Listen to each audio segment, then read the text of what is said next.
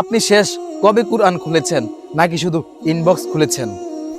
আমাদের দৈনিক 5 থেকে 6 ঘন্টা সময় অতিবাহিত হয় মোবাইলের পিছনে, নামাজে মনোযোগ নাই। শেষ কবে কুরআন খুলে দেখেছি সেটাও মনে নাই। আল্লাহ তাআলা কুরআনুল কারিমে বলছেন, ওয়াল আসর ইন্নাল ইনসানা লাফি খুসর, সময়ের শপথ, নিশ্চয়ই মানুষ ক্ষতিতে আছে।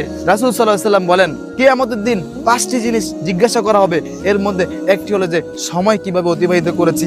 আজ আমাদের সময় যেইভাবে অতিবাহিত হচ্ছে, যেইভাবে আমরা সময়কে নষ্ট করছি, অপচয় করছি, এর জন্য আল্লাহর কাছে কি জবাব দিব?